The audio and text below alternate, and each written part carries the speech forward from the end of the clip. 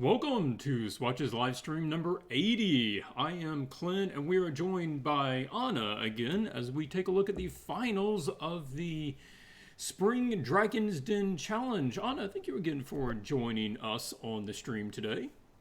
Thank you for having me. Hi, everyone. Hope everyone is fine and excited for the stream.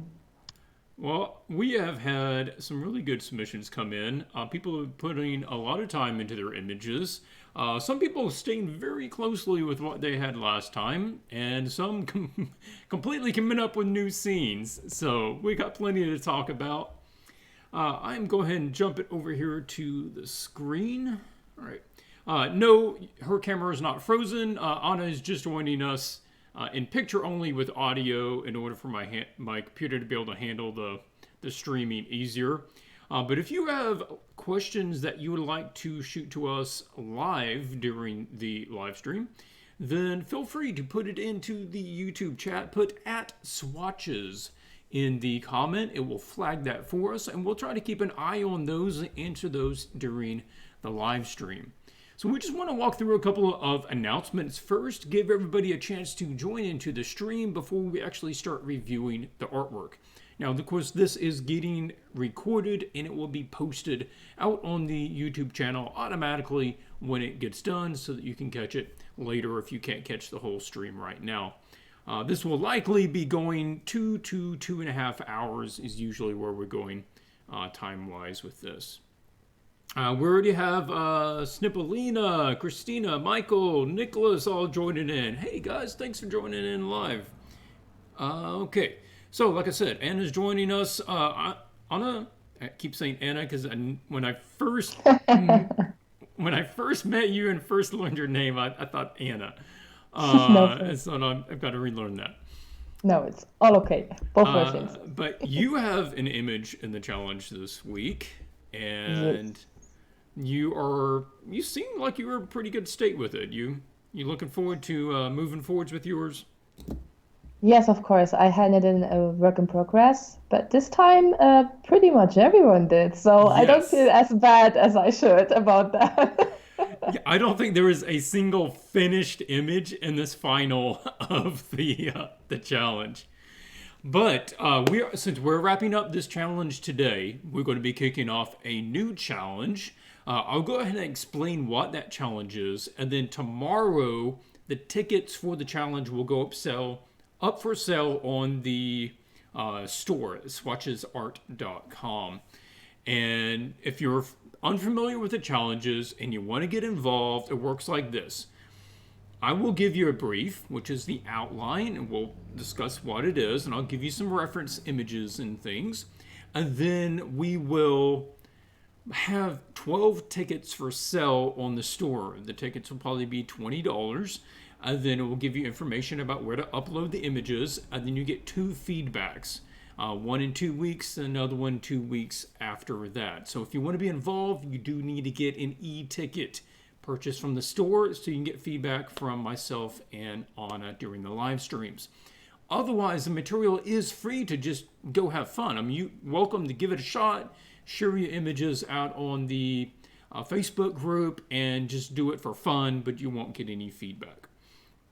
Okay, so the new challenge is actually a repeat of a challenge that I did about 3 years ago with the patrons. And it was the Tomb of the Sphinx. I always thought it was a really good challenge, and it had some good options with it. So let's walk through what that is. All right, so the outline is fairly lengthy, and it does come with a PDF style guide. We'll take a look at that. So, like I said, if you purchase the ticket tomorrow, then you'll have 2 weeks to send in the sketch.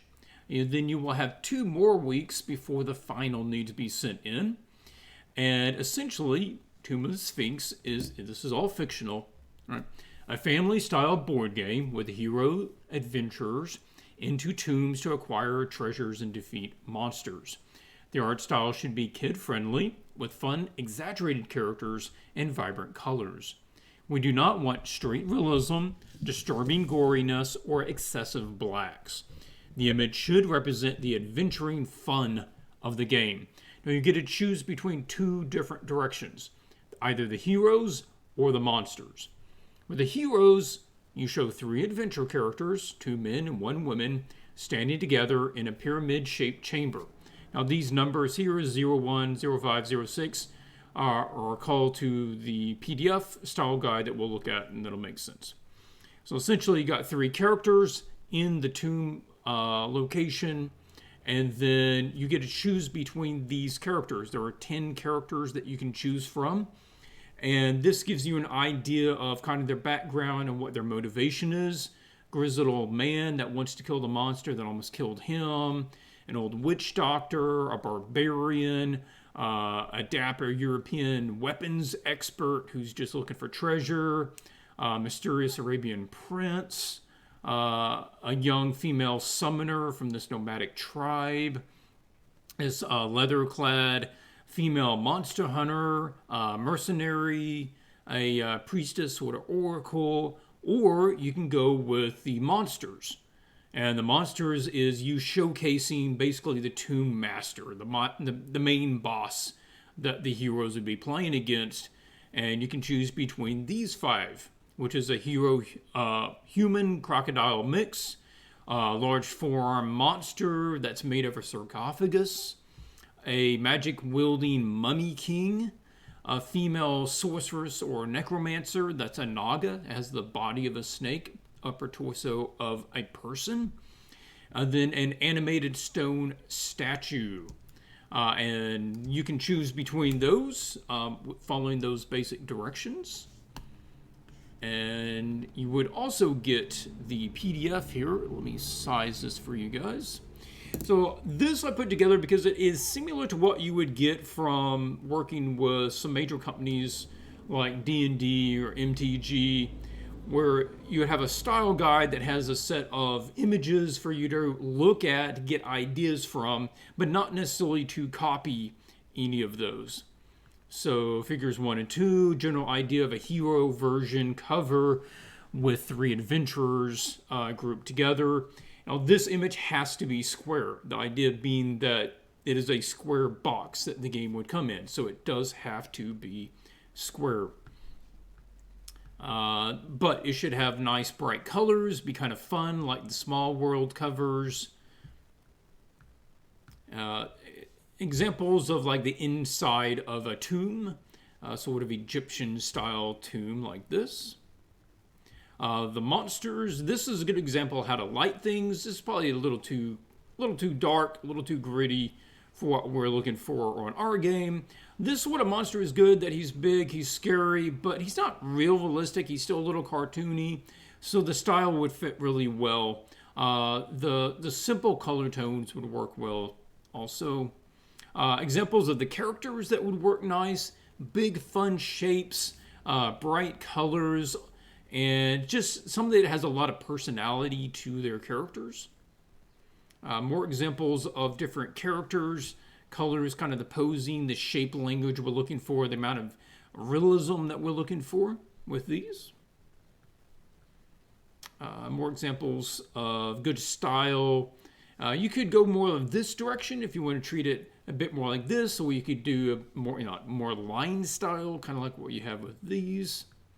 Then reference some Egyptian motifs, golds and the stripes and the colors and the gems and stuff embedded in things. So you would get that to go along with it and reference it as needed for your project. So any comments or what are your thoughts on that challenge, Anna? That sounds so amazing and so fun. I'm really tempted to do it, but I want to finish the one that I'm working on right now. Oh, that's gonna be hard. Yeah, well, you can always try it on your own time later, but Yeah, I we would can like try to it see later. you finish up the one you've got right now. Really, yeah. And also the others who don't or are not able to get a ticket, just still go for it. If you Yes. are if you like it, Clint always posts the outlines. You can still do them. And post it on the Facebook group and get very good feedback from the members of the group. And yeah, you can learn a lot from it. I forgot to put on here, but you can get consults with me at art-mentor.com. I did open up another week. I will be going out of town 2 weeks from now.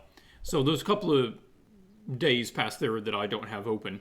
But if you want to do one of these challenges, you don't have a ticket, or you want to talk about your art progression, education, portfolio, got questions about a piece that you're working on, then schedule a consult with me. And we will just spend an hour one-on-one answering whatever questions you have and trying to, help you out wherever you are with what you got going on. Okay. Also the tickets. 6 of the tickets will go up for sale in the morning. Then 6 of the tickets will go up to sell at night in order to help those who are awake at, opposite sides of the world. All right, enough there. So let's go ahead and jump into looking at the finals here. And we will, okay, well, that's just the cover image.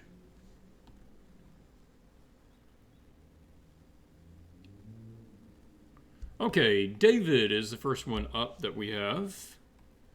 And I didn't even ask, did you get through all of the images and make any notes? Yeah, I think I got some notes. It's not that I took many notes because I was just find some things to be nitpicky about, but well, I tried to get as much notes as I could. Okay, well, why don't you give us a couple of your notes on David's piece here? What caught Yeah. you about that? What did you like? What do you think maybe you should have some improvement? So I really like that he addressed all the critique points that you told him in the last stream where we Mm-hmm. were talking about this piece. So he tried to make it a little bit different in composition with the guy climbing that wall and the dragon coming around. So I think it is already an improvement of the piece.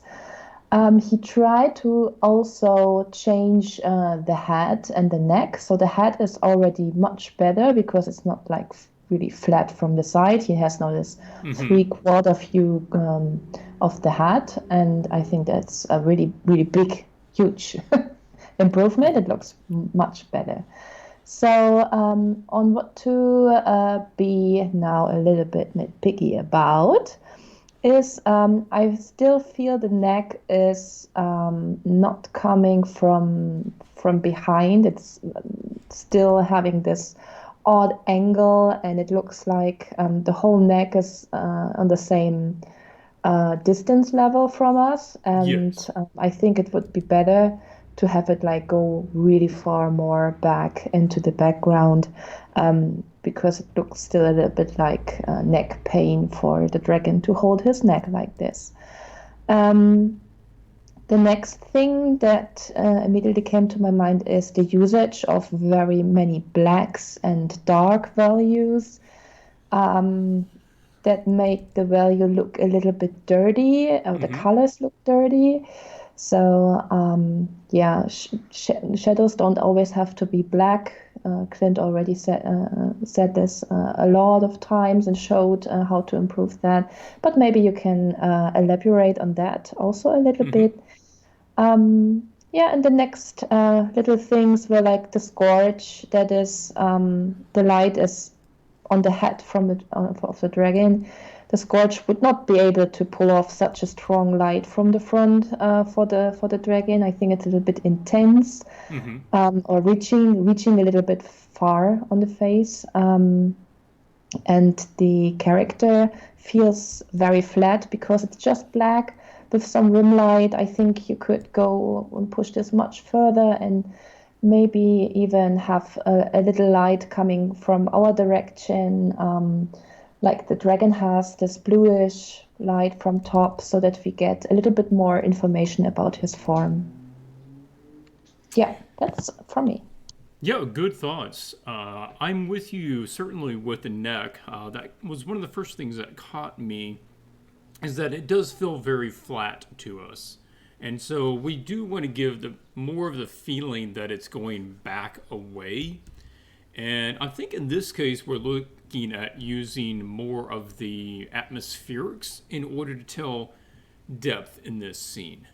And this isn't a scene that David necessarily is going to be able to go out and just get a reference photo for. So we got to be working on some simple lighting principle in order to figure out how we want things to look, what values they should be, what values they shouldn't be. And let's just use this overlay layer here in order to throw in a couple of changes. One thing I do see is if you have the neck coming back here, we don't want it to have this perfect curve. This creates a sort of tangent that runs those two together, and it makes me feel like he's almost standing on the neck, which is going up. And that it's not until we get up here that we notice that they're not the same thing. Because if that wasn't there, you would assume that these were the same thing. So what we're going to be looking at is handling the values a bit differently. I think that's where you're going to get the most out of it. The other thing is most of this scene is working really well. All right, most of it is really quite good. As far as the layout, you've got a good angle on the head.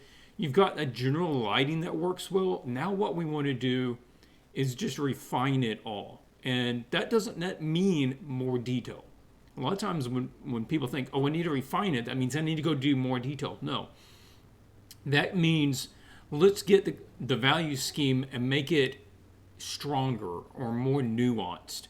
Or let's get things like the horns. Right now, okay, the general shape of the head, construction of the head, that's working, that's dragging to me. But is there maybe a more interesting horn? I mean, it's a really basic horn. It's really almost a cartoony, simple kind of horn.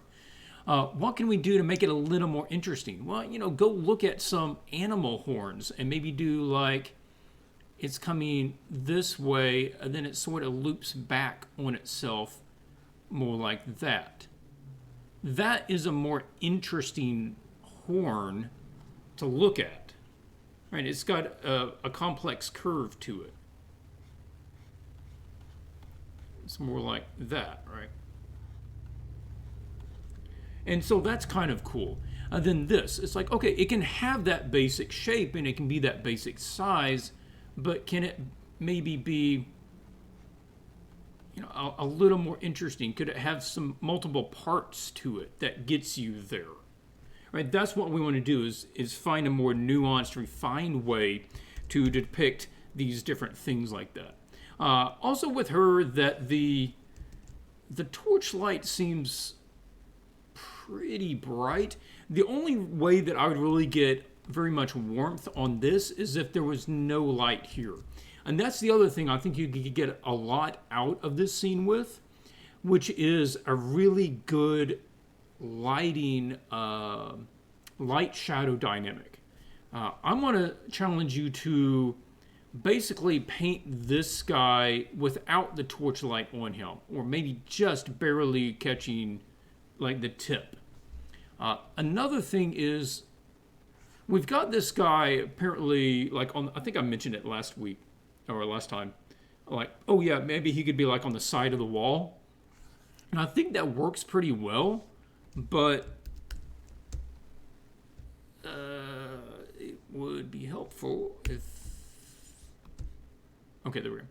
But if we put it up here, more like this, then we feel like he's higher. Because otherwise, if you actually put the bottom of the image right there, it doesn't feel like there's much danger. But if we put him a lot higher, then we've got more of a vertical image going on.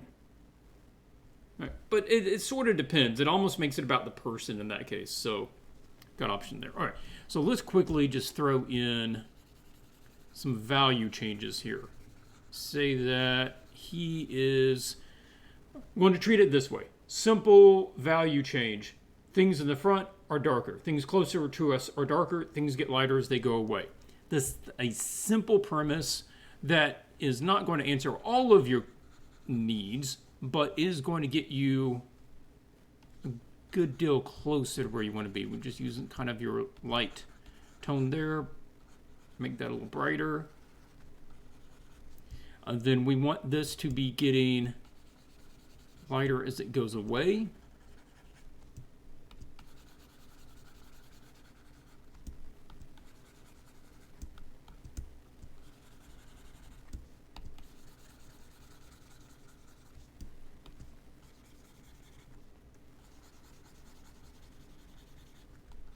Now the eyes can glow because there is more value around them to contrast against.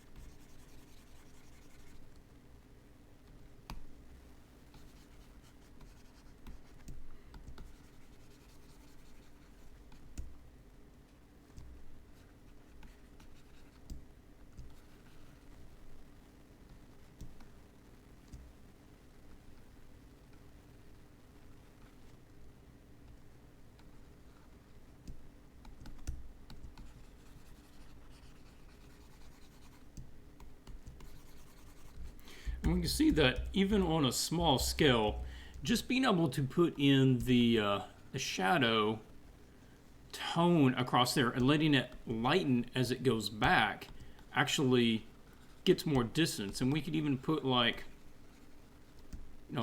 haze across there, so that things actually get a bit more out of focus as they go back as well. And then if you do want to put in a stronger light hitting it, then it's more like just this bright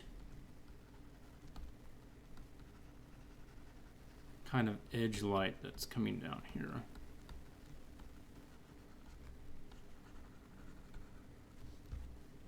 Right. And it works even really small. You can see how that kind of pulls together.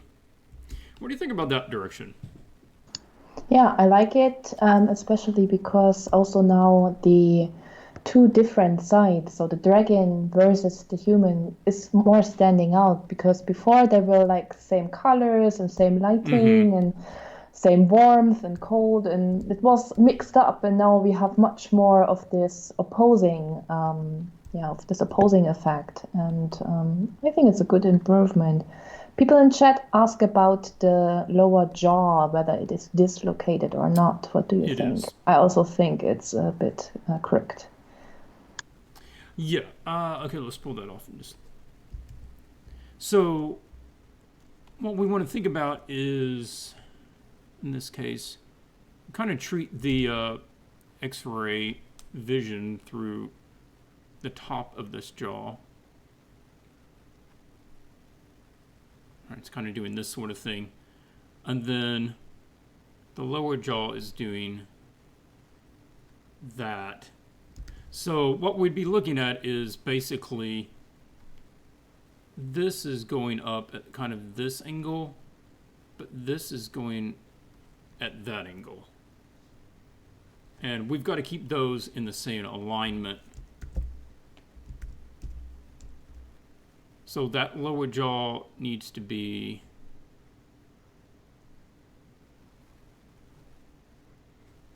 more like that.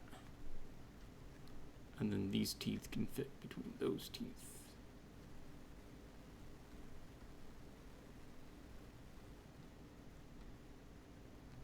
Yeah. Yeah, so the bottom of this has to shift over, because the same vertical alignment that the face is on, that this comes down, that has to match this one as well. So this has to come down there like that. More like that. Depends how thick you want it to be. Yeah. If that makes sense. And then you're not going to see that other side. That's going to be underneath here. Yeah. But yeah, I think that's some of the direction I would go with it. Also, look at the eye. Like I said, just the forms, the general forms are okay, but then go look at like a crocodile eye and build the forms around that eye, because that is going to be how you connect with this dragon, is through his eyes, and we want those to be more realistic and more developed as far as forms and stuff. Yeah. So hopefully you find that helpful, David. And same with everyone. If you end up doing some rework on your piece, then toss it out on the Facebook group. Let us take a look at it, and I'd love to see what you do with it. So we will wrap it up there on that one. All right, next one is Anna Maria. We were both talking about this one before the stream, and we were just saying that in order to fix these issues, you probably just need to restart the whole thing. Yeah, it's completely messed up. Yeah. Anna Maria.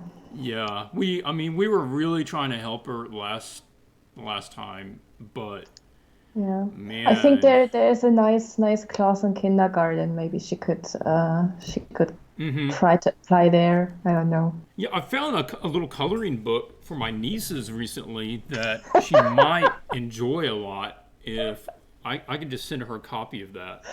That would be nice, Clint. You're always here to help.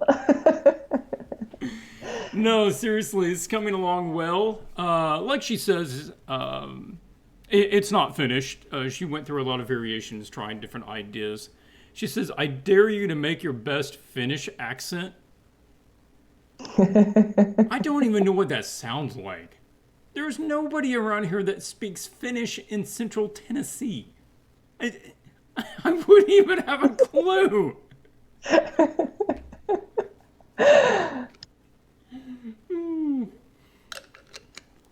I also want to see some concepts being worked up with some of these other ideas, because these are really nice. They work really nice in thumbnail as well.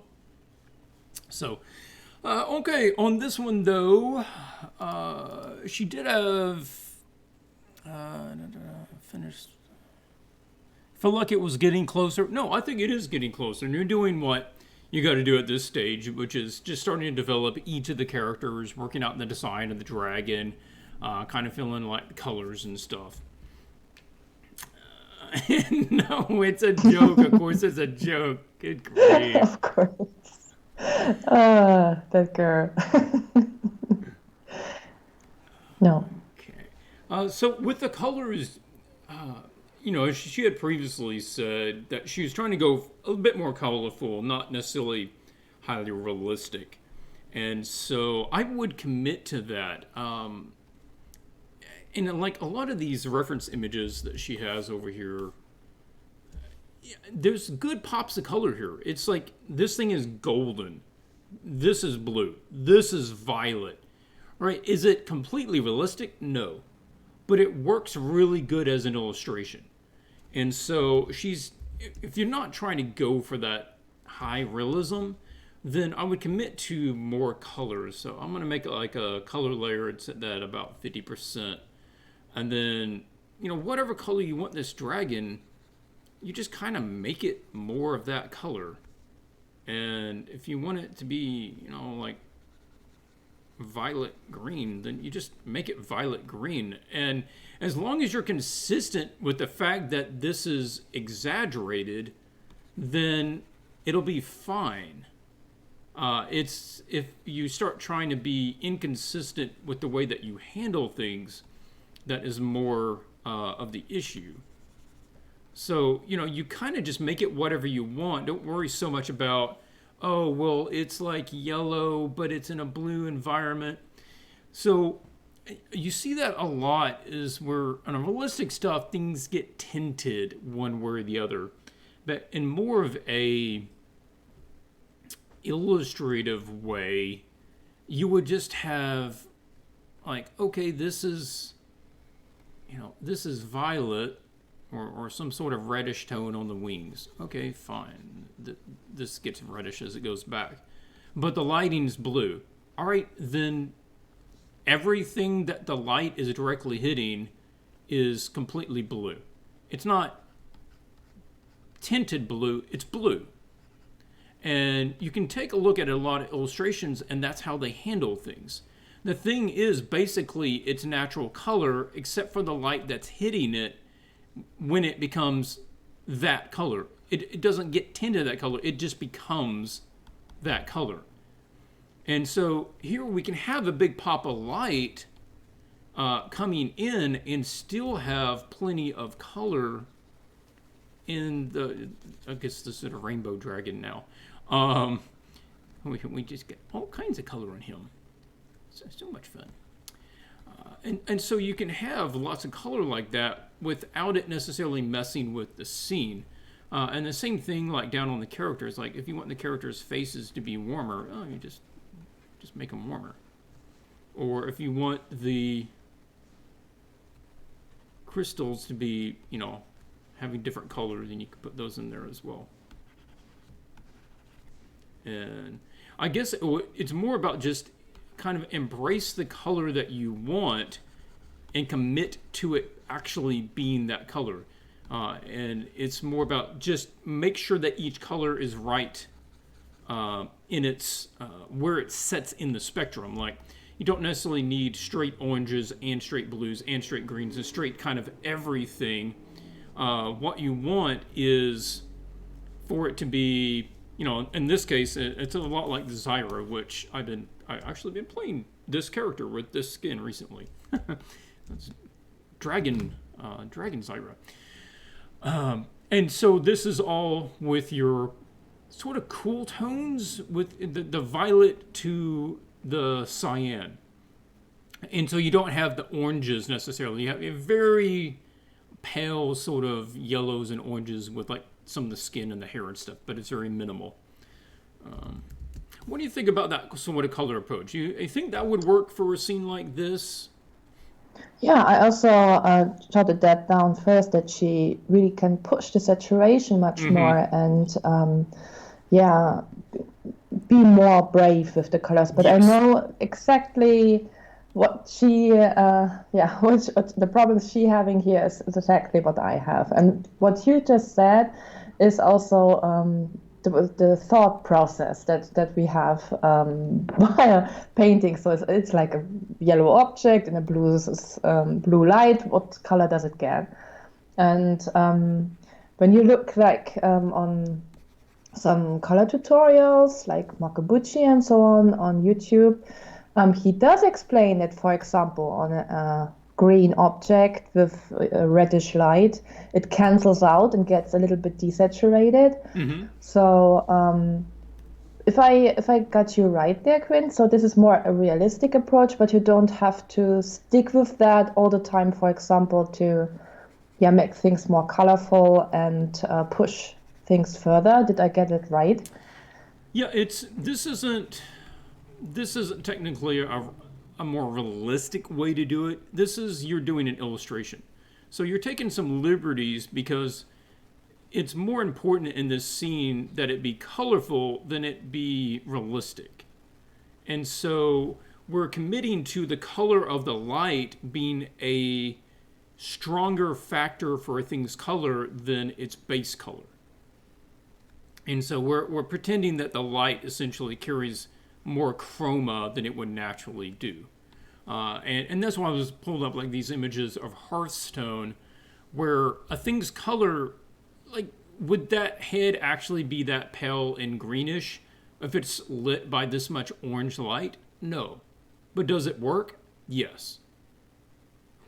And you get that on a lot of these scenes. Like this light is this bluish tone. No matter what thing it is hitting, the light tone and the light color remains the same. And the same thing with like the sunset. It's not tinting things orange. It just shifts everything to be orange that it's lighting. And then, but it depends how you handle it. Like this light isn't hitting everything. There's a ambient light, and everything in this ambient sort of fill light is its basically natural color. And then you have these other lights that are catching the side bits that kind of push it one way or the other depending on how it's being lit. Or like the same thing here. This is similar to kind of what she has, where you got a background and a foreground that this foreground character isn't really being tinted by the background, but that's just illustration. That's kind of the way it goes. I was looking at this one to see if that was, again, like this, everything lit by the red is just red. So, yeah. I think that would be a really nice way to do it.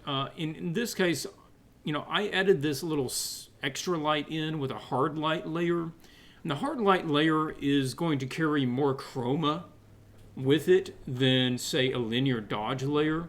A linear dodge is more accurate for realistic lighting, but that's not what you're going for. So a hard light to add the lights might be a better option since it's going to carry more of the color with it. Yeah, well, I just kind of push that stuff further. I also thought that it might be cool to change up some of the design of just the rocks and stuff. I do like the crystals as an idea, but they're all just about the same size as kind of little groups. And what if we did it instead like this is this whole thing right here is like a big crystal kind of down in one of these pieces of rock, and like this is a crystal here, and it's got this kind of stalactites and stuff growing across it, and maybe, you know, a top piece is sort of catching light, and then you've got light sort of bouncing down inside parts of it, and then you'd have this other light like maybe catching part of it over there.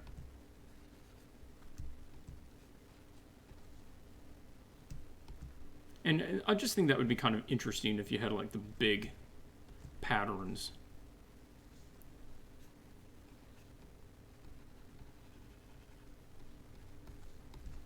Yeah, just change it up a little bit. What was any additional input or thoughts on this one, Anna?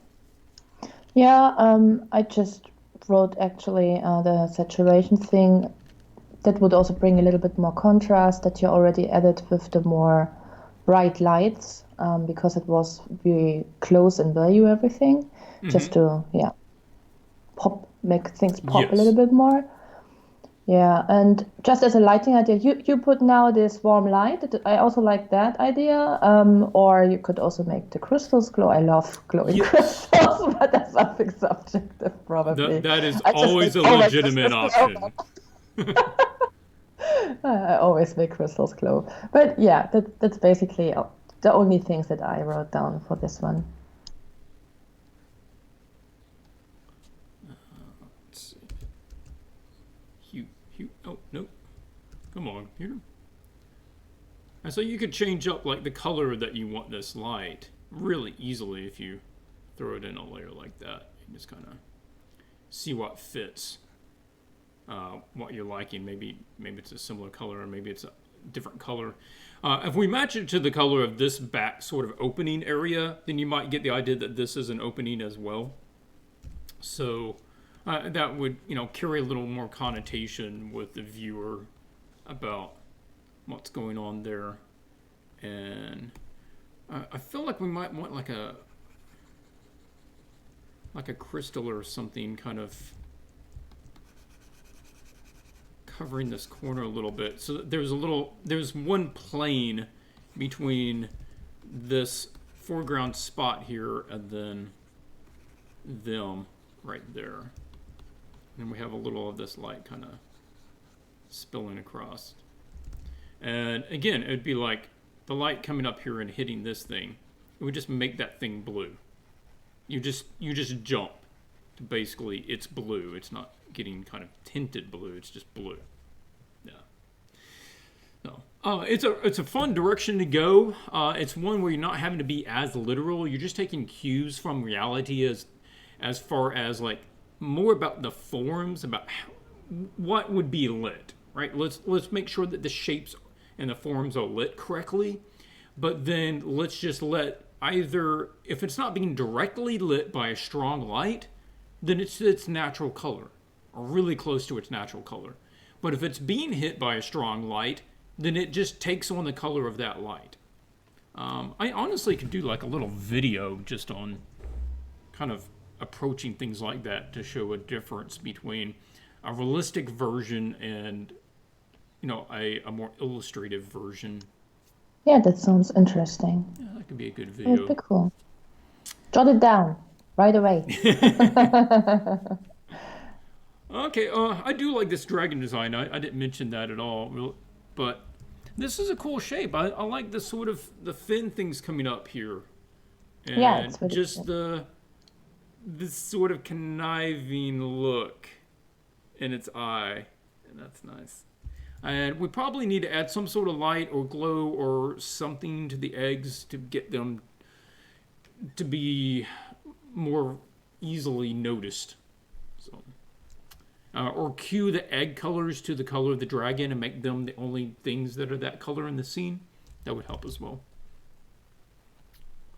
Okay, next up we have Andy Clark. Andy Clark has a couple of comments saying, try to rework the piece with a dynamic perspective, which you did. Yeah, you changed up the perspective. But get the film aspect ratio to mimic the style of Runeterra and Hearthstone. Struggle to make the dragon look scary. I feel the entire scene is a bit too cartoony. Try to add hints of realism to mimic the work of Laurel D. Austin, which is the artist of this image here and this image up here. Maybe this one? Don't know. Liked my value study, but do not like the final colored version. So let's take a look at that value study up here. A couple of this was the original one that is sent in. So change of perspective there. And I guess this is more the value study here. Okay. All right, Anna, why don't you hit me with your thoughts on this one, and then we'll lead into some of the things that I was looking at. Yeah, no problem. So, yeah, as you already mentioned, he changed a lot about the composition. He went for the close-up and the lower angled camera. I like that idea very much, and I think he pulled it off well in the foreground.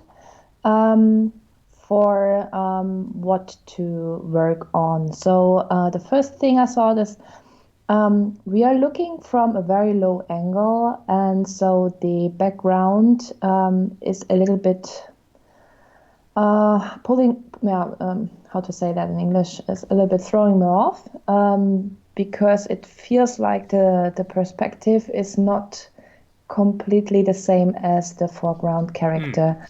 So yeah, this was the first thing that really was coming to mind for me.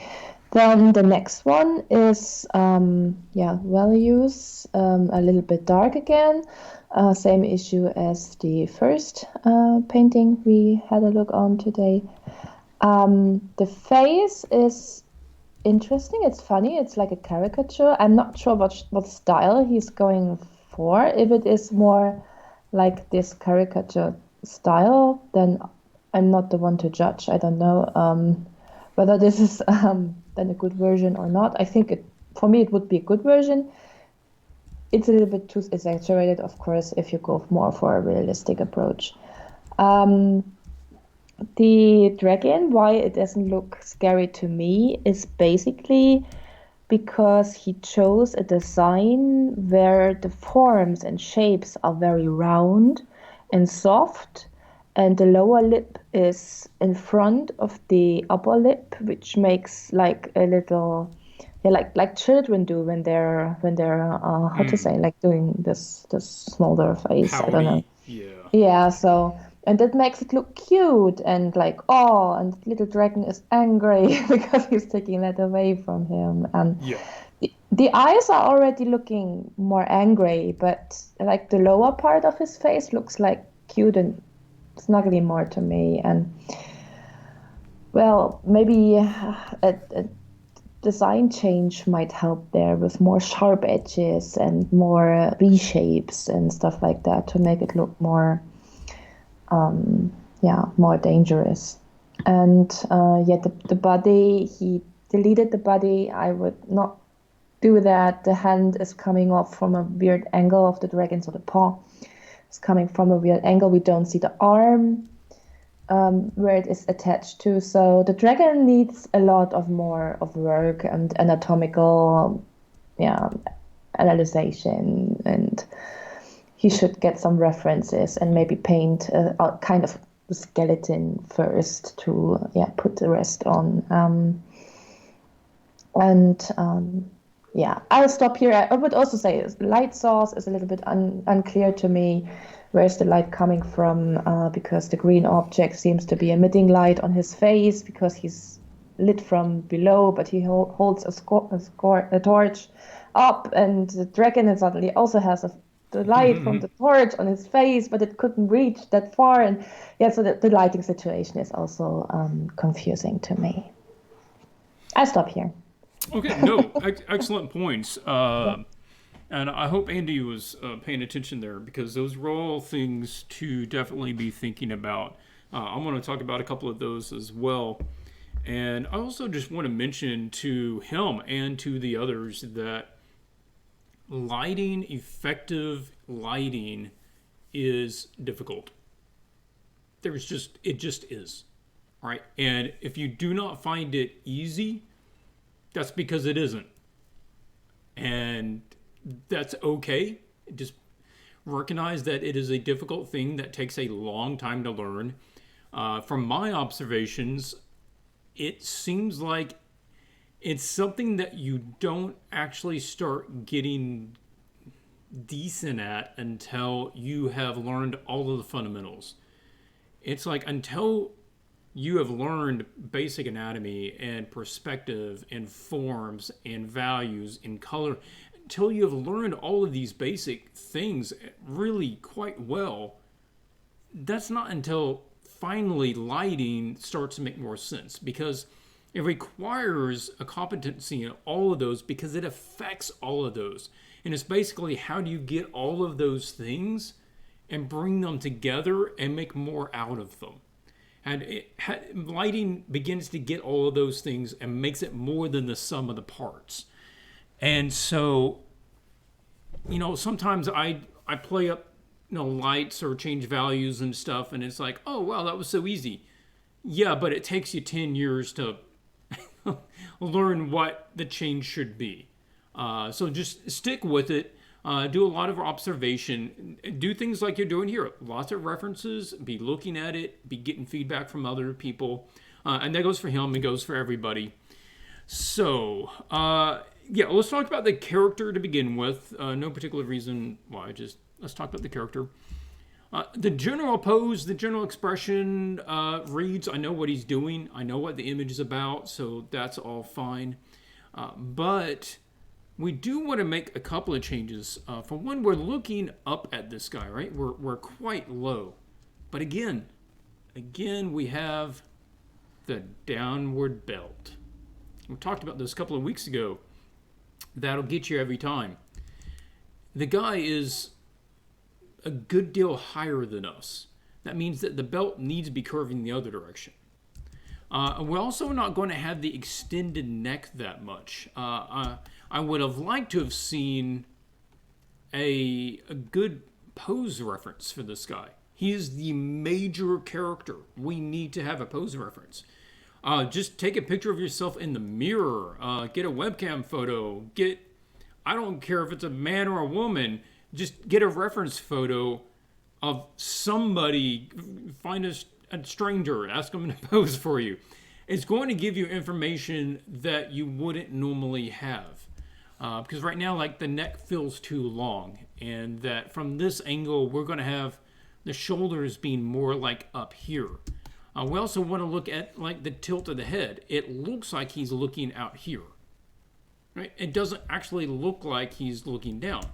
Here, he's looking at the thing that he's wanting. His head is tilted to that thing.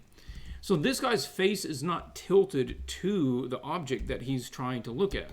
This would work more if the gem was here, right? That you can see how that would make more sense.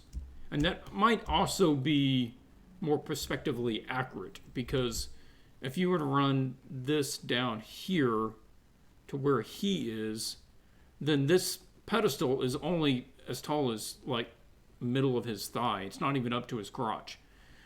So we could think about raising this up and getting it more to his eye level, or changing his face and head.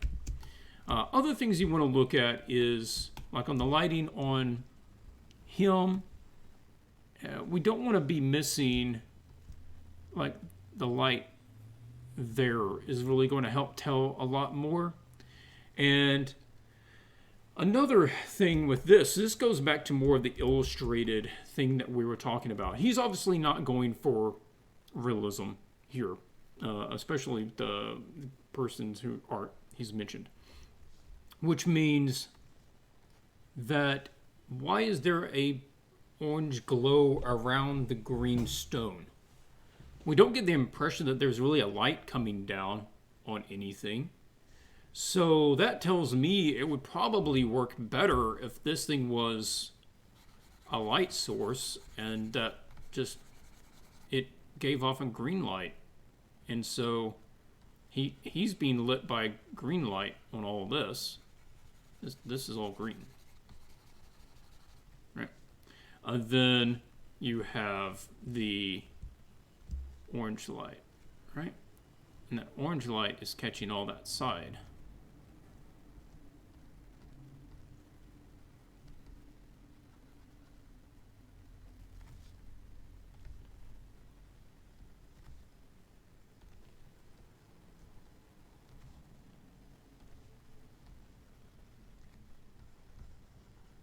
Okay, we're moving that up. We're going to move this up. I'm basically going to repose a lot of this. And at this angle, again, like this arm would be up here. Perspective.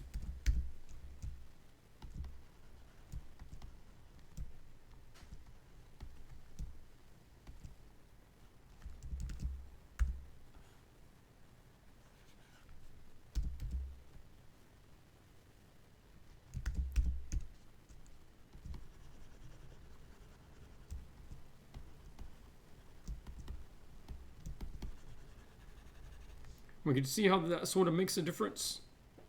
We feel like we can see how low his arms and his body is. And where that arm, if it really was out in front of him with this perspective, we'd have it more up there. Otherwise, with the scene, we are also looking at the dragon. And I'm with you. It was a really good way that you kind of pointed it out, that lower lip, anytime you extend that lower lip past the upper lip, it just, either it's an oafish look because you do that with like some ogre to make him look basically stupider, is stick that lower lip out, or it makes somebody look pouty. And if you want to make him look more dangerous, maybe he's starting to bare his teeth. He's starting to open his mouth a little bit. That's more dangerous. Also, you mentioned it, Anna, which is we're looking for more spiky sort of shapes. So can we have some sort of light? I'm just trying to find some tone here. Can we have some sort of light giving us a silhouette of some spiky sort of shapes back here, and see how that sort of changes it? And then we don't necessarily need so much light on him. Remember the adage from the old horror movies, suspense movies, it's not what you see that scares you, it's what you don't see.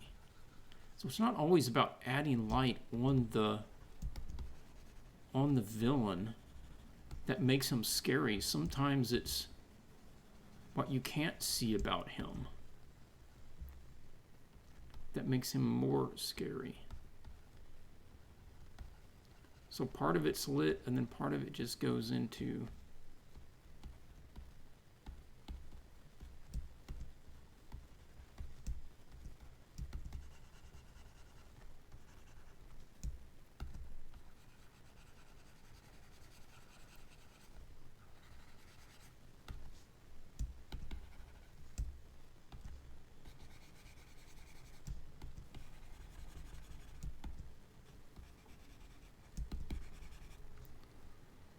and I feel like we do probably need to expand that color out a bit so that we've got got more of that. And maybe the eyes can do some glowing around, catching the nearby parts of the face.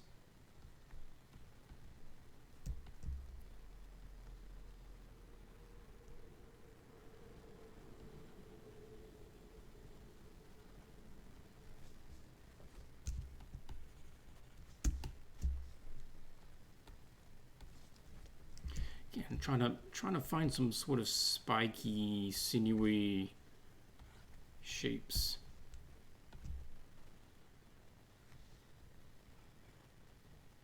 Something's going in light, something's going out of light.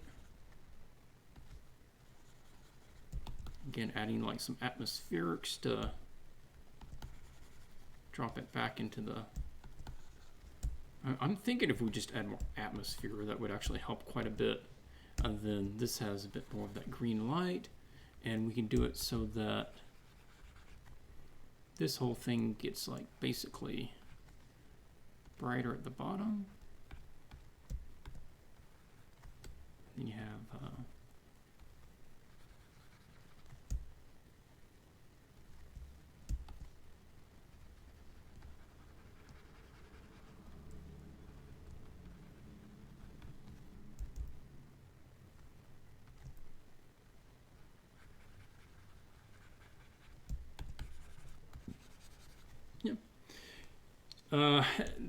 if we're not going to do more with like these coins and stuff down here, then it might be better just to get rid of them.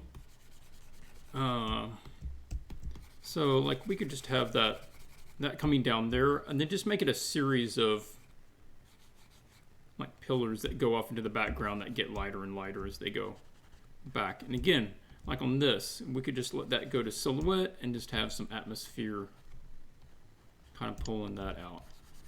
Can you put in the horizon line and 1 or 2 lines for him to help find the right perspective for the background? Yeah, well, the horizon line, It depends which object you're looking at, because it's not really consistent. I'm going to say the horizon line is about here. It's about right there at the bottom of the image. Yeah. And it would probably be more helpful if we had a consistent 1 point, which you can put it over here, or you can put it over here. I almost think you're putting it up by the guy, so everything's pointed back towards the guy, so that you'd have this tilted more.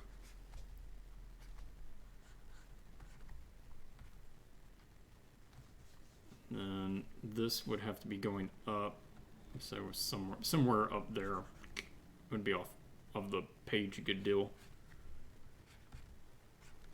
And then you could have a series of pillars, you know, coming up there. Maybe a series of pillars on this side as well.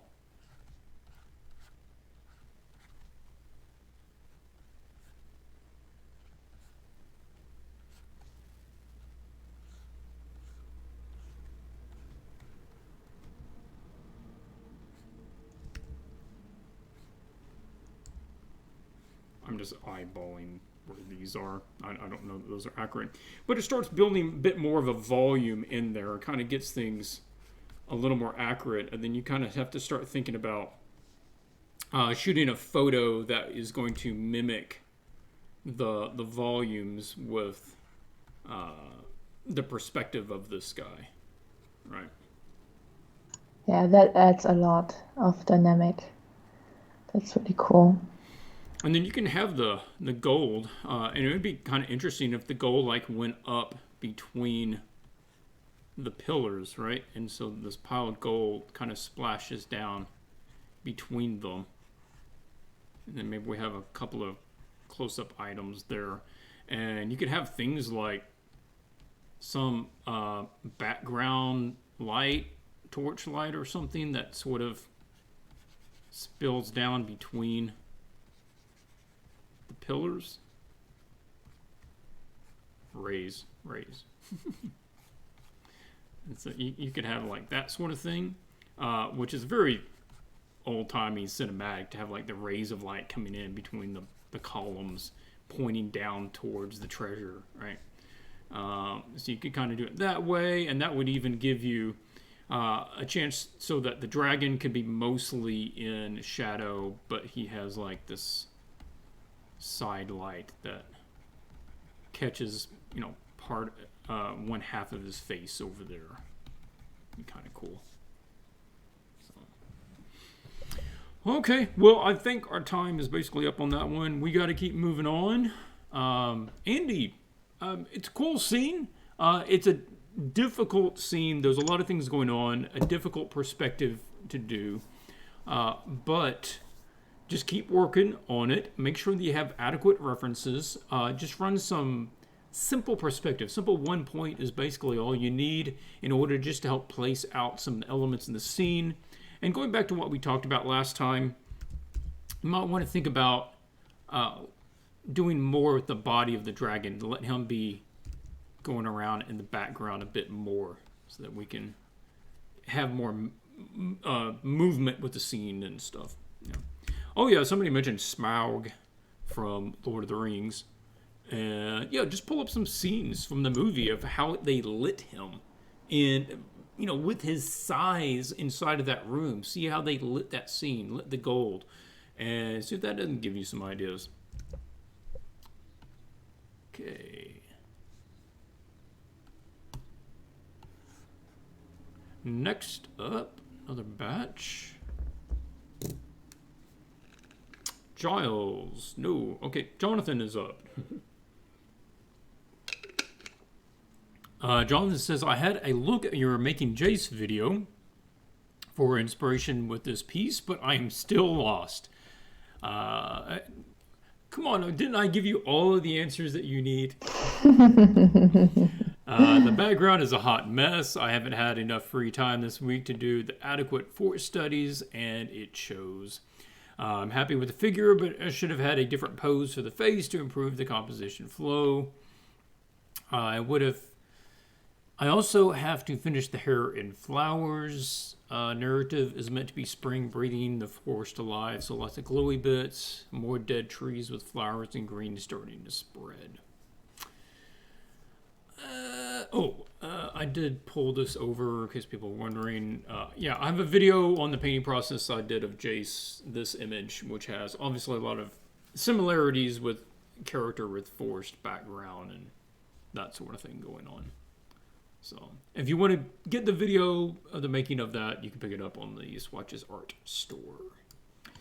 Okay, for this one, the pose is definitely better. It had that sort of wide arm thing to begin with, and then so that's changed to this. I feel like that's a lot nicer. The head pose doesn't really bother me for composition flow. That wouldn't be the main thing that I'm concerned with.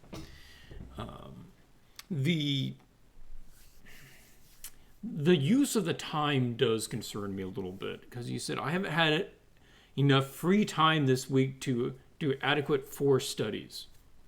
Really? Really? We had time to do detailed flower tattoos that contort to the body form and to make detailed golden belt things and detailed flowers and detail for some sort of flower fishnetting, but we couldn't do a simple value study or color study of the background.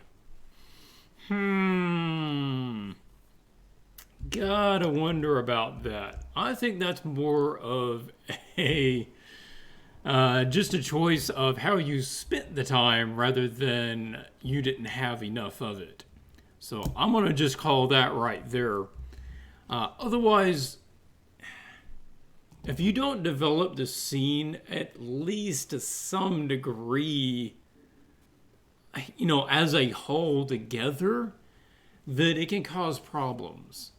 Because now you're judging values and colors against something that is not final. that you don't know that that is the value of the color to judge it against. And you're not going to be able, you're going to end up having to repaint a bunch of this to balance against what you end up doing with the background. So you're just wasting a lot of time because you didn't answer what you needed to at the right stage. So, yeah. That said, we've all done it. We've all done it, Jonathan. I do it. You like to paint things you like to paint, and the things that are not working well, you justify not painting them. But this is just a reminder to everybody, even me, we've got to make sure that we're answering the right things at the right time so that it ultimately saves us more time not having to rework stuff. So, Anna, with this piece, I think, character is definitely an improvement. What were you thinking from this point, though?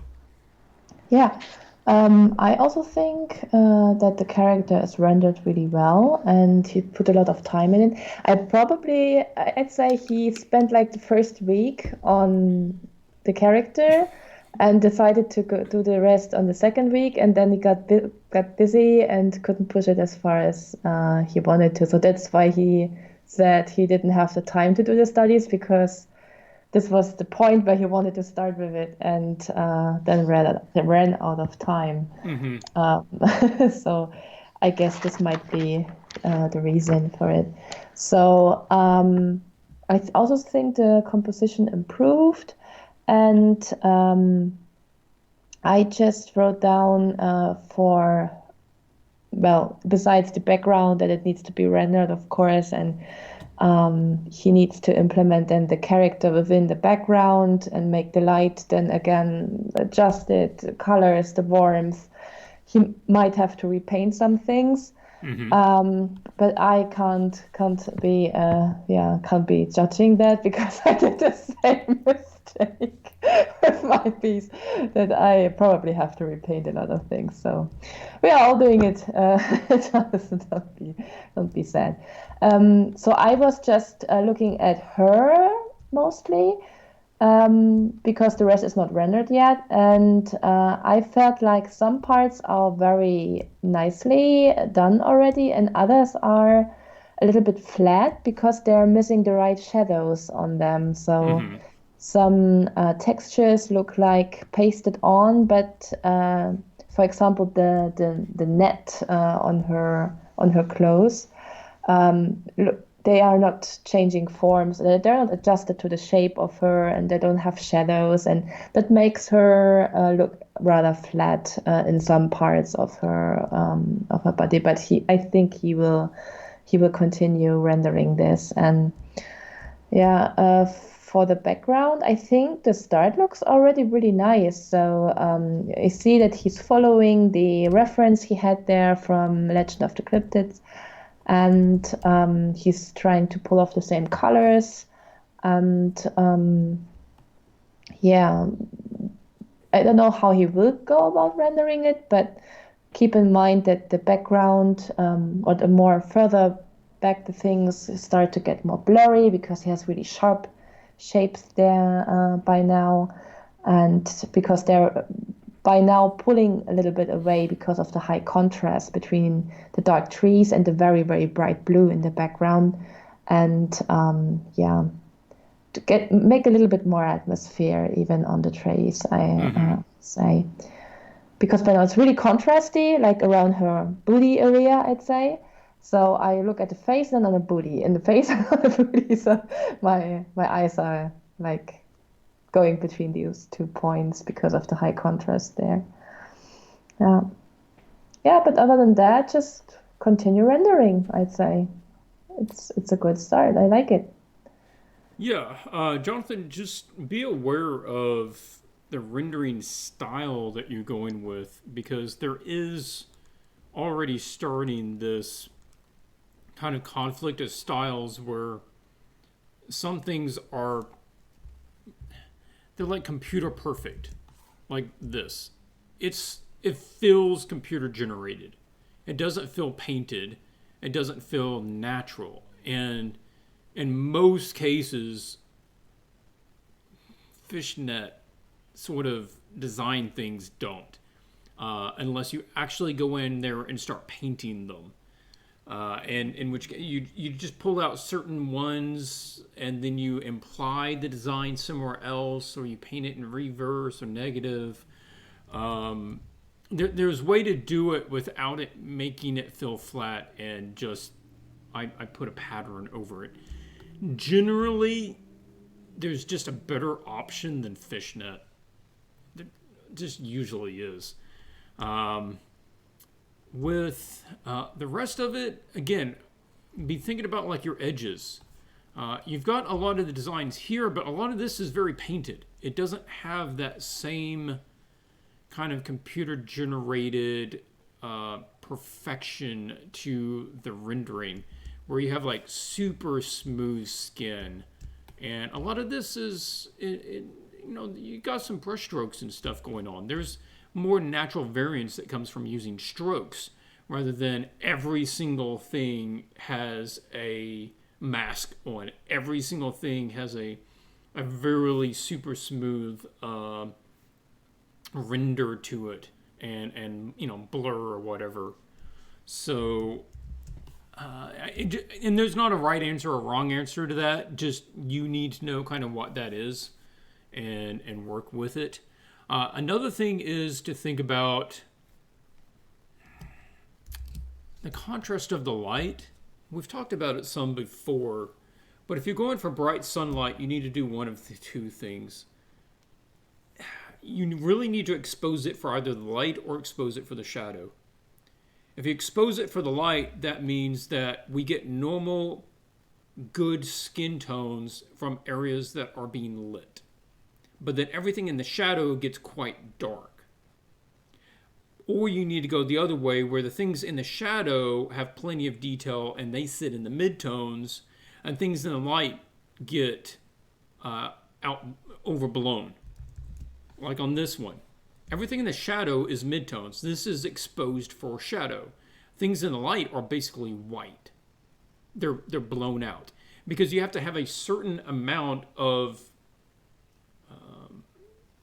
value difference between the shadow and the lit. And in order to get that broad enough difference between the two of those, either you can't just set it in the middle. You can't have the lit areas exposed correctly and have the shadows exposed correctly and have enough value range between the two of them. And so you're trying to run the middle, and that's fine, but you're not going to be able to have the same sort of light that you have on these. It's not. And if you look at these, like on this one, this is exposed for shadow. Everything in the light is actually blown out so that it's super high value, and it doesn't even have that much color. Like the skin tone is just off of white. But things in the shadow are actually quite dark. This is exposed for shadow. Things in the light are white. Same thing here, exposed for shadow. Things in the light are white. This is exposed for shadow. This is exposed for shadow. So consider what your option is there. With the background, this actually reminded me of another scene. I don't know if you've watched the video, so this is just kind of a call out to, hey, if you haven't watched the video, go check it out. There's a video on the YouTube channel that I did some time ago where I did a repaint of this forest scene. That was the original scene, and then I did a repaint of it over to this one, and I stepped through what that looks like. You might be able to pick up some tips and just some ideas, like that was the original, and then I started reworking the background. But this is like somebody's idea of what sunlight in a forest looks like, but that's not what sunlight in a forest looks like.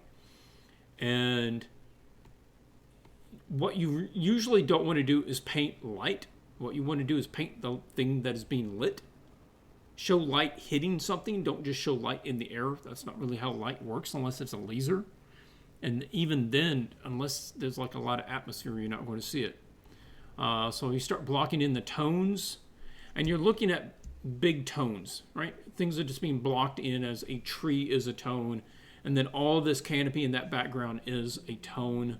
When we start developing the flowers in the foreground, start developing the character again in tones, instead of using a bunch of lines to do it, working it in blocks of color. And then this is where we start adding like the light hitting the thing. And we get the feeling of sunlight as the sunlight hits the thing, not from rays of light. And then just developing that more. Brightening the overall value. And just for call back to the original, we did put in like some soft little rays. So we didn't totally get rid of those. And just made it a little more brilliant, a little more of the cool light on there. So I just, if you want to watch that video, you might get some ideas there. But for this, let me copy this here, turn this off, there. I would say treat it in 2 tones.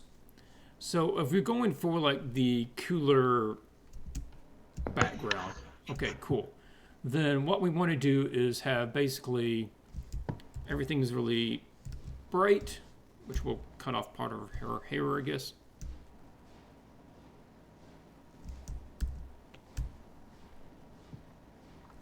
And then we start putting in some trees. Now, I would actually suggest going out and just getting some Photoshop tree brushes. Because you don't need, like this right here is actually about what you need at this stage. And I mean, you could almost just use that. And think about it, you're trying to just create the, and same thing with all of those, you're just trying to create the shapes of trees. And it's things that we all recognize, we all know what a tree is, but generally people are actually pretty bad at drawing trees and making them look real. I feel that. Yeah. It is. It's they hard. are oddly difficult to draw just out of your imagination and make it look believable. Yeah, so you think you just put some random long shapes and that makes a tree, and then you look at it and you're like, no, just no. Yeah. And I try to get references for it then. And so, yeah, there's a whole collection of just tree brushes. I thought I had some saved, but I didn't find where I had them. And you can just drop them in there, and it's going to give you ideas. So you kind of put in a layer, something like that. Okay, it's just bugging me that I do not have the top of her head. There. And then you just come back again, and you make like another layer on top of that. Use the same sort of mask, because I don't want to paint over it. And you pick a slightly darker tone. And then you pick which tree is in front of him. And so maybe I have, and you're, kind of doing less and less, like maybe he is. And I'm coming off that way. And then maybe there's a big one there. But I'm going to just be letting them get a little lighter as they go down. And then maybe there's a bush here.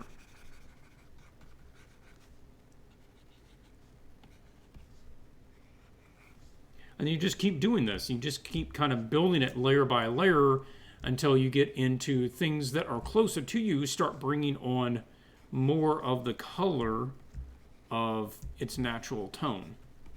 So like now we have this tree that's actually getting fairly close to us. And so it has a bit more of the brown, but it still has some of that blue of that atmospheric. And maybe you have like a rock or something kind of sticking out over there. And you, obviously this is a super, super fast way of doing it. But doing it like that can just allows you to basically just create it in planes. And allows you to think about it one at a time. The other thing is grabbing like a foliage brush, which leaf brushes. Can't remember if these are all like individual leaves or like collection of leaves. Looks like they're all collections. I don't even know why I have those. Thought I had I like, usually try to use such brushes with like already leaf shapes or tree shapes. It ends up looking super computer made and unnatural, and then I end up deleting it again and painting it by hand. So, do you have maybe some tips on how to use that brush correctly or how to make it look less, yeah, computer generated? well, you don't always have to actually use like a leaf brush for leaves. Something you can do is like I have it's technically like a blood splatter brush, and I'll use it for vegetation, and it's just and it allows you to keep it from looking too too computer generated because it's not actually a pattern of leaves, so you don't have to worry about it, taking on that appearance. And the other thing is, consider going in and erasing using a fairly random brush. Oh yeah, I cannot erase with that because that is technically saved as a brush. Or no, I can just paint with white. That's fine. Yeah.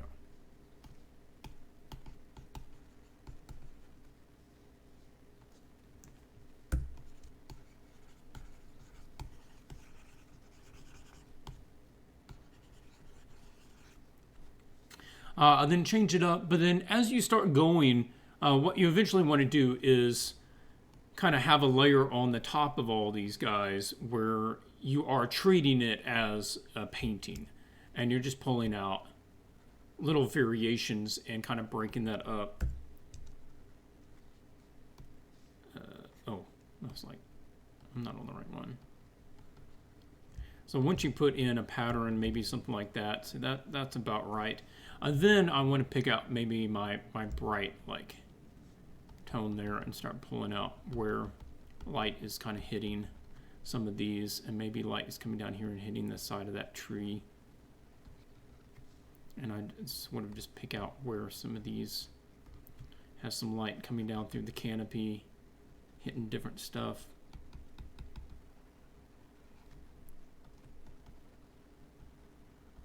Yeah, I guess I would say just the leaf sort of foliage pattern thing should be a starting point and not an ending point. Yeah. Yeah. So painting a little bit over it, erasing some things, form and size jitter and things like that maybe And then helps. come back in afterwards and do things like add in the white spots of some light coming through the canopy. Not just what was created by the brush randomness, but just say, hey, it'd be nice to have a little light peeking through there. I think maybe a little break in the canopy there would be good. Along this way, have some little lights popping through there. And you're mixing in purposed hand painting with the brush texturing elements. So I would probably build it up similar to that. Yeah. And then you want, like, this one's really nice in that they had, this one goes from the foreground and basically blends into the background, which is kind of nice. And so same sort of thing here. We probably want to have some element that maybe goes across to the plane. You don't have it in just distinct planes. Like maybe this this branch is more foreground, but yet as it goes back, it becomes a bit more background. And it sort of helps bleed between the two of those. And we can always have beautiful like backlit leaves, coming through here.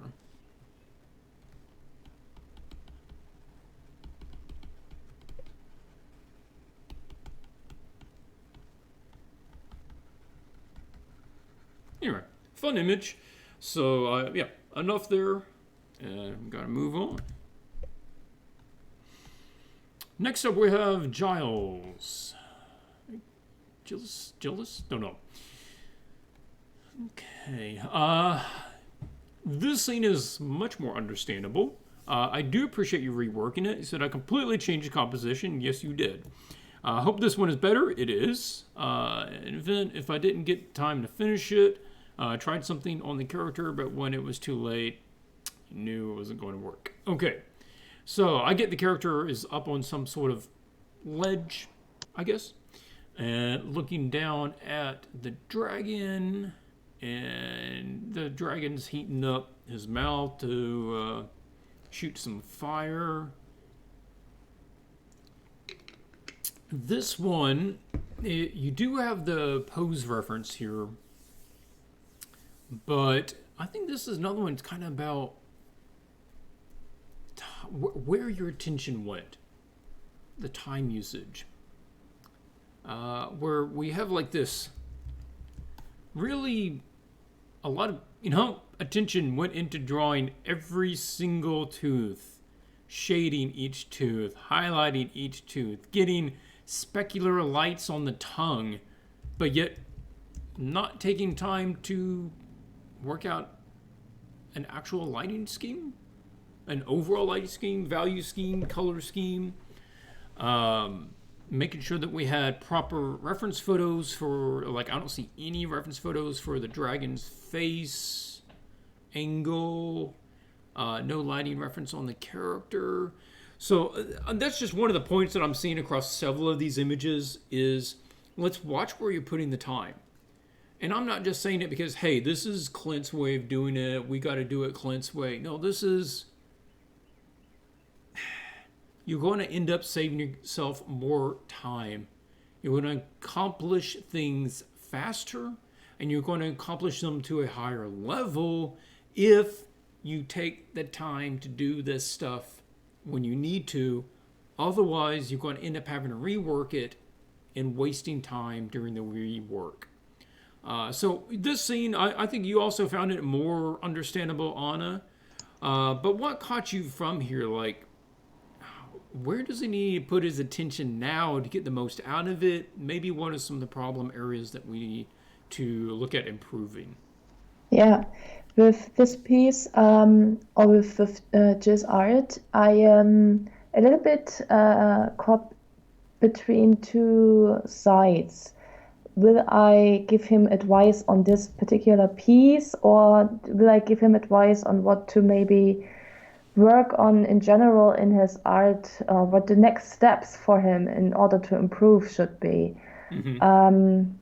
So I think I will first say something about the painting itself. So I also think it's more readable, but I want to put this very direct. I'm German. I can be very direct.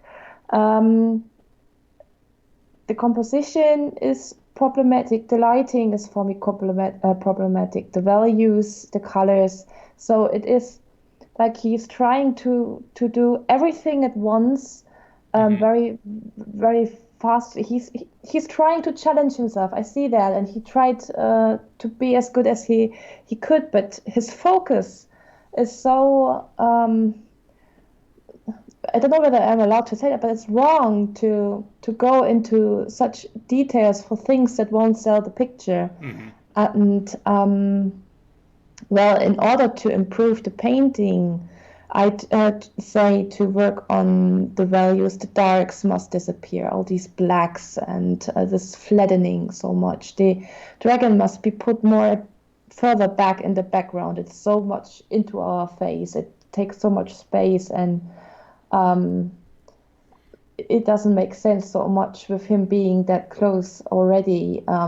With that pose, he should be already trying to poke him or to stab him with his sword. He's so near. The dragon's head anatomy is there. There's no form. This is the upper part of his head is like crushed a little bit, so it has no depth. It's very flat, and he's putting so much saturation in the colors. So there are art styles who use this really flatness, this many lines, and this really strong saturation of colors, but he put this magic art as style direction, so he's not aiming for it as far as I get it. Yeah. So then he should look at his reference and see how this person approached this kind of style. So there's barely any saturation except for in the magic that she's pulling off. Liana's what's she holding there? I don't know, something in her hand. Yeah, And she's just flaring her magic. Yeah. there is not a single spot of pure black. So even the dark in her hair is not completely black. Black is always dead pixel. White and black is a dead pixel, and you would not use it for photography. You don't see it with your eyes like that. If you look at something black in your surroundings, it's never completely black. There is always a little bit of the surrounding colors in it. So don't use it for painting. Get away from this color. So try to push more the mid values. And it's hard for me now to make this short because there's so many things I would like to say, but I think you hit on one of what is ultimately a bigger point, which is beyond this piece. Beyond this piece, it's the skill set that you're working with. I'm going to say Giles. I don't know if I'm pronouncing that, but you have a certain skill. Like I'm looking at your reference photo, and I'm looking at your drawing up here, which is working for me quite well. I understand everything that I'm looking at, and you have decent observation skills. That is, if I give you something to draw or paint, and I give you the photo of what to draw, I think that you could sit down and draw it. But I don't think that you've taken the time to learn a lot of other things to get you to be able to do this. See, observation is only... The skills that you have only work from observation. They don't work for imagination. Because in order to make something look like this, which is what, again, like Anna said, this is what you set yourself to have as an art direction. The only way that you get this is if you know light.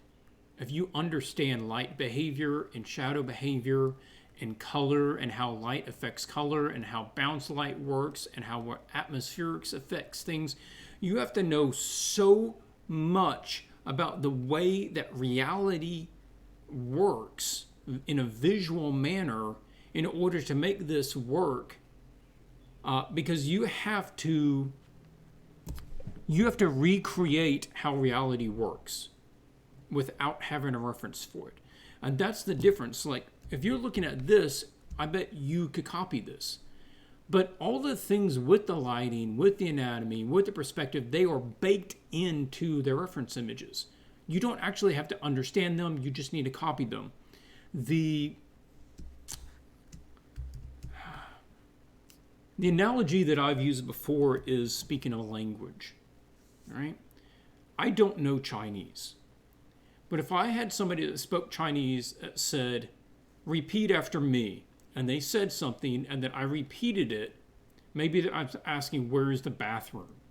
I could repeat that phrase. Well, can I speak Chinese? Not really. All I knew is just, I recognized some sounds and I repeated some sounds. I would not be able to say anything new in Chinese because I don't actually understand the language. I don't understand the vocabulary. I don't understand the sentence structure. I don't understand the verbs and the nouns and all of that. In the same way, you aren't at a point where you understand all of the variables of the lighting, the shading, the perspective and stuff, and the anatomy, so that you can construct a fictional scene to the level that you're looking at. So I'm going to encourage you, the best thing that you can do at this stage is to make sure that you're not skipping that stuff. One of the best things you could do is go out and start taking some courses, just some online classes. I mean, you could probably pick up some classes from, go out to ArtStation. ArtStation Learning. Go out to ArtStation Learning. Get an ArtStation account where you can go through the learning courses that they have out there, and just start going through this stuff. Just start pouring this knowledge in, and you will be able to achieve this stuff. But until you do, you're not going to. You've got to make sure that you have an understanding of how how lighting works, how perspective works, basic anatomy, value schemes, color schemes, because you obviously have the imagination. You obviously have the skill to render this stuff, but I just don't think that you have I don't think that you've had the education yet to get you where you can go. And I fully expect that you can get there, and you're obviously willing to put the time in to a piece in order to work it and even rework it to get where you're going. So ultimately, that is going to be far more useful than anything that I say about adjusting this or adjusting that on this image. Be looking at ArtStation Learning, super cheap for as amount of great information that you can get from it. Look for maybe taking some courses. I mean, I'm working on mine, but they're not available right now. So maybe look at some courses from like Noah Bradley. He's got some. Adam Duff has a mentorship course that he offers. Maybe get on that. CGMA has a variety of online courses. Look at Schoolism. Any of these things are going to be probably the right choice for where you are at this time with your artwork. So I'm going to just put that out there. Anna's already kind of covered a lot of the stuff about this particular image and kind of things going on with it. So I'm going to just leave it there. I think ultimately that's going to do more for you. And be doing, as a guideline, I would say at this point where you are, 70% of your stuff should probably be from observation and studies from either from photos or from, like in-person still life location drawings, that sort of thing. And be doing those sorts of studies. And then maybe 30% of your artwork needs to be from imagination at this point. Otherwise, you're relying too much on things that you don't know enough about to do to the degree that you need to. Yeah. Okay, well, I'm going to close it there. All right. Next up is Francois Feister. Francois. COIS is Sois. I guess so, yeah. If he's French, it's Francois. I get the Fran part, but why? It's French. There's no A in it. Why would there be an H? Well, because French people decided so. You might be able to do an SWA, Sois. FRANSWA. That's Francois. No. No wonder nobody went. French, you cannot invent French nearly. French is just going and making it difficult for everybody. Yeah, that's true. I had French in school. It was horror. The grammatic is horror. The grammar is horror. Well, I don't have to read enough French things to understand how to properly say it. It says, hey Glenn, here's my work from the Dragon's Den illustration. Had a hard time on the color. Would love to improve, especially on this step. That's why I also put my black and white version on it. I hope to have a professional look and understand that it will ask time and work, and would love to know the best exercise to achieve that goal. Thanks again for your help. Oh, excuse me. Okay, do you want to take it on this one? What was your thoughts here? I think we both liked the original. What do you think about where they took it from the sketch? Yeah, so he put a lot of work into it. Wow, it is a very impressive piece.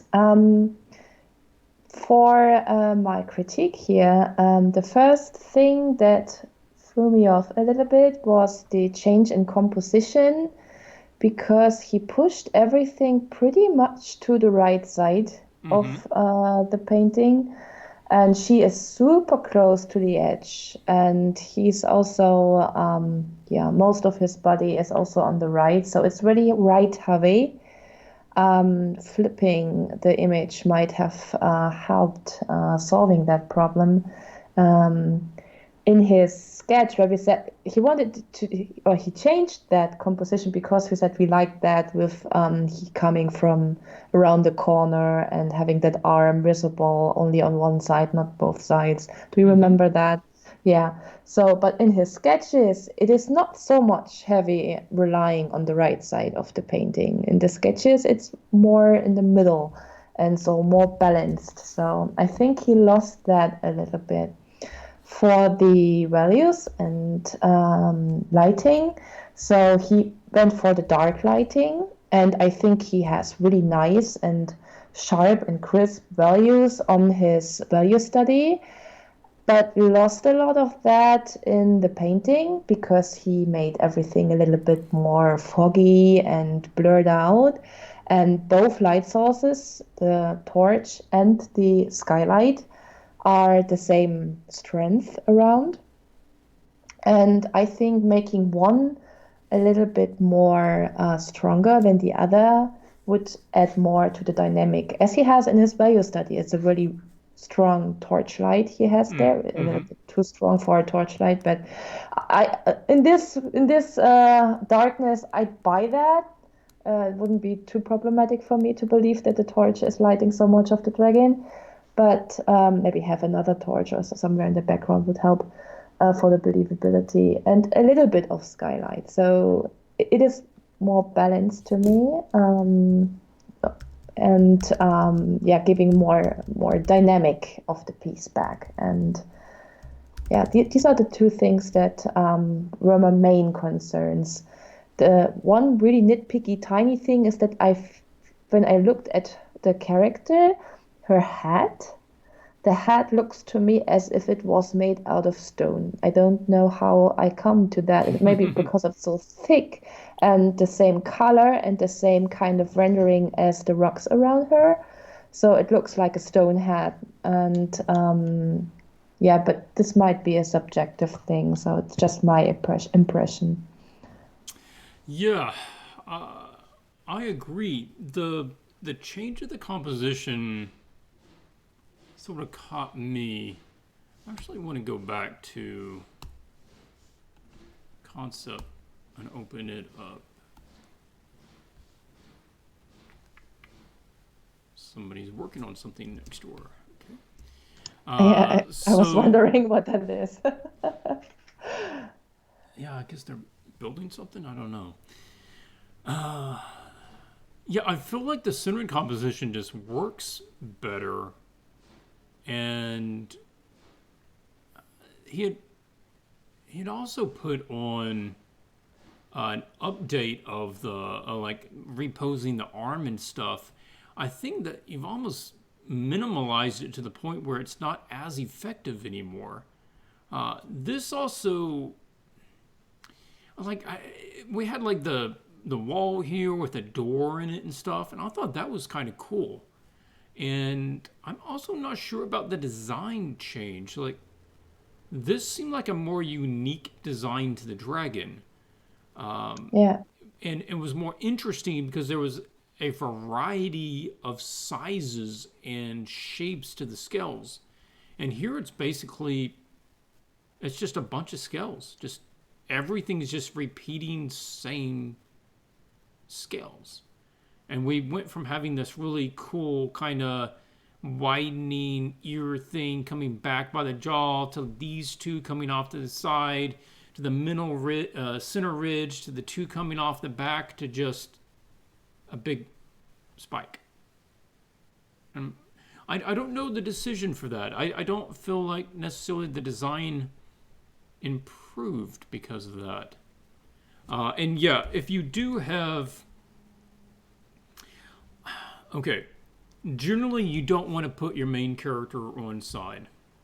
Generally, you don't want to put both main people on one side. The only way that you really offset that is if you have something really important on this side, or if you do a line of sight thing so that this character is looking at least over to something on this side. Then we have some light on this thing so that we can see what they're connecting to. And so it uses a narrative way to pull the eye around. But otherwise, there is nothing over here that really changes the image. That's just, it's kind of superfluous, all that. Unless you are expanding the scene out to the other side just to make it a centered composition. I also, it bothers me, like, I don't know, where's this going? The arm just comes down here to this rock. And then what? Underground? I don't know. Over here, I mean, we had, okay, he's putting his big meaty claw up on top of this stone. Okay, I get it. Here, it literally goes nowhere. It literally just runs into a rock and disappears. There is no forearm. There is no claws or anything. The other thing is, like, he's dragging right on the ground. In this case, I don't feel like he's sneaking. I feel like he would be making a lot of noise because his whole body is running right to the ground, dragging his belly, and his arm is dug all the way into the earth. There's just no way she would not know that he was there. Where here, I feel like he's sneaking. I feel like he's keeping his body off of the ground. I feel like he's at least attempting to sneak up on her. So, yeah, I'm wondering about some of those choices there. And we have like the dragon egg. Somebody mentioned the eggs disappeared. We do have the eggs here, but they are almost imperceptible from the stones, which isn't great narratively because we don't immediately recognize them as dragon eggs. She's holding a thing, but unless I know that's a dragon egg, that could be a stone. It could be a dish. We've got to do something to make those stand out a bit more. Talking about the lighting, we got two very different directions as far as the rendering and inspiration. This piece by Jesper is a lovely piece, highly illustrative, very graphical. Its foreground is blue, background is hot. Great, it's it's beautiful. I love it. And it works in a very small image. But it is not at all like this one down here. This one is far more realistic. This is far more like an, just like a realistic rendering of a scene. And I don't know which one you're going for. And I feel like you're trying to go for both, and that's not working too well. So if we want realistic, then we need to treat it one way. If you're looking for, this highly illustrative look, it's a completely different way. I can kind of tell you both, but yeah, you've got to decide which one it is because they're not the same, and you're going to be getting solutions completely different ways. I am with you. The hat does seem... I guess the thing that bothers me is like the hat actually should be sitting way down. Like it actually flattens off and then it goes up in here. And it's like solid, and that would even be curved more.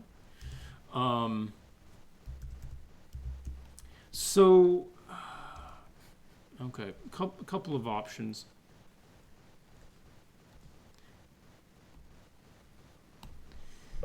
We have a light here that is shining her, and apparently it's even bright enough that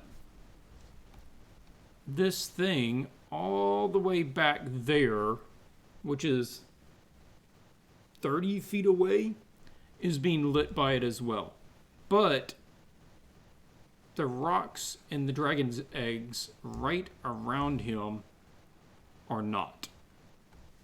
So I'm thinking if I'm thinking we could actually get a little more light in the foreground areas. And so this is more orange.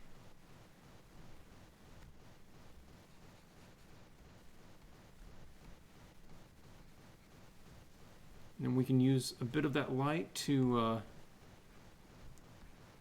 help tell some shapes over here.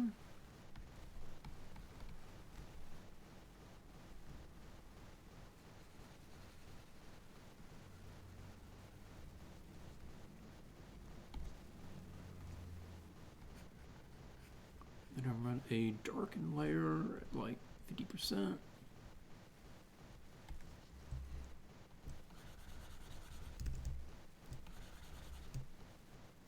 Oh, no, a light layer.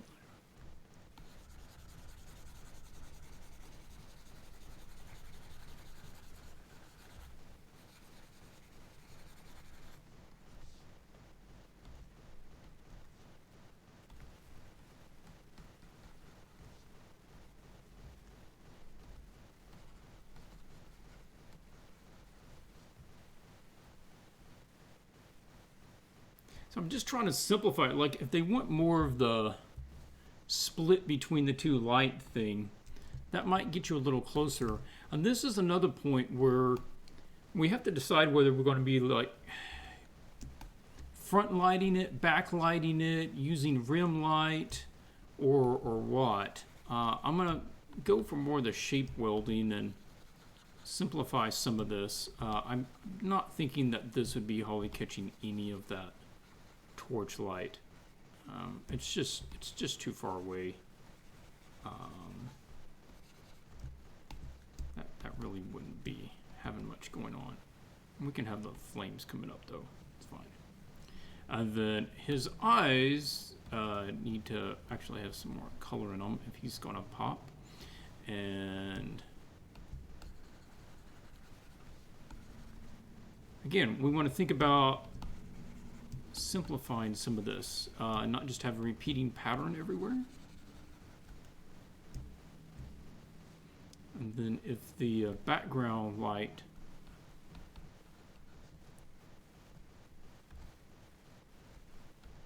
be hitting some of this.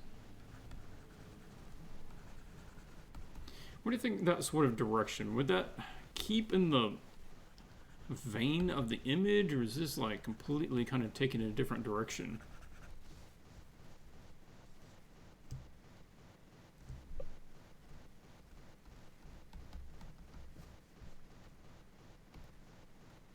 Maybe she had to get up for a minute.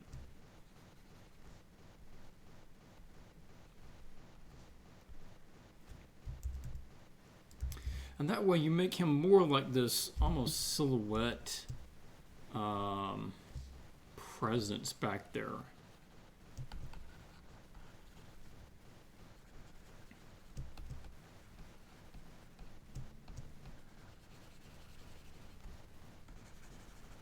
And it doesn't even all have to be in focus.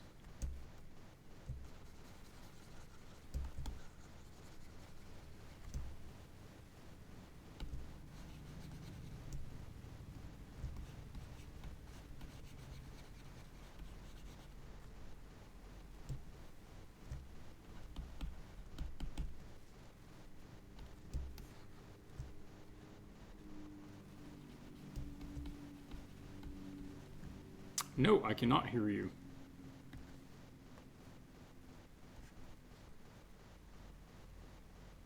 Apparently, I'm gonna cancel. Call me back on Skype. Let's see if I don't know why I would have lost you.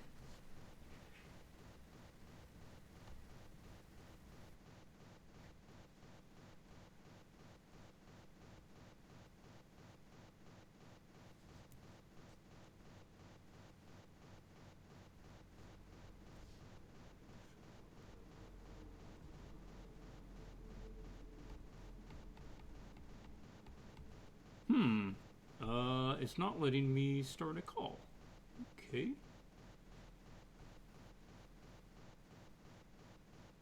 Hello?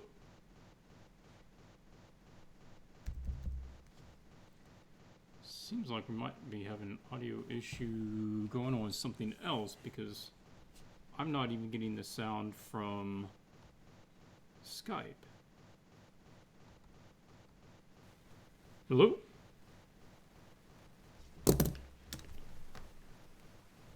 Hello?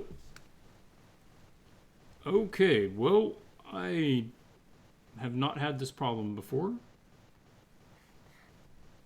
Okay, there we go. I hear that. Yes. Me either.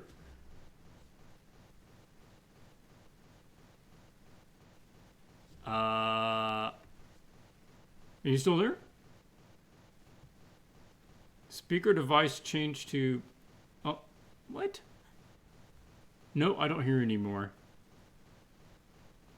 I think maybe the computer's starting to overheat. It's getting really warm in here. That might be causing a problem. Let me grab a fan. Sorry, guys.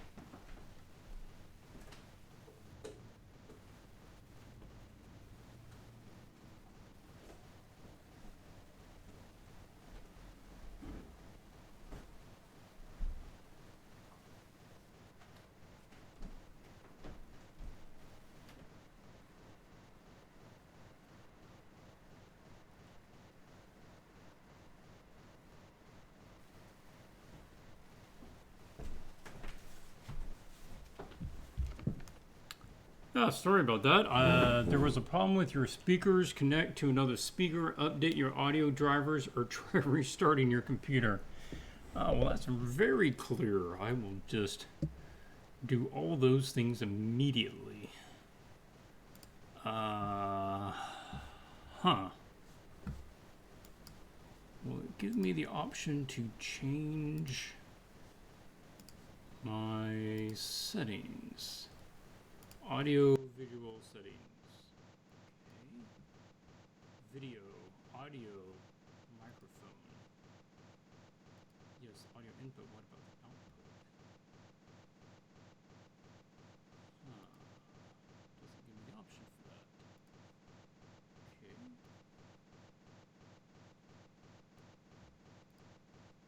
Yeah, we've talked on Skype a couple of times to do the stream and never had this problem before. Okay, well, I can hear it as long as I put it to headphones. Yeah, I can, but as soon as I put it to the other setting so everybody else can hear you, it's cutting out.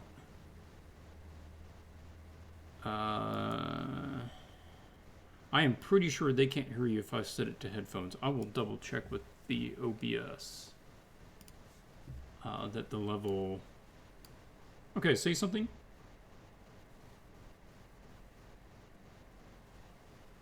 No, I don't think that's coming through. Okay, let me try switching it again, see if it's behaving. Okay, say something again.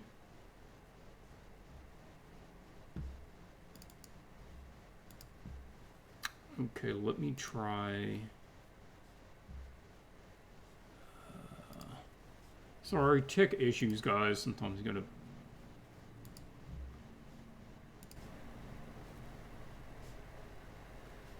Trying to do another option here.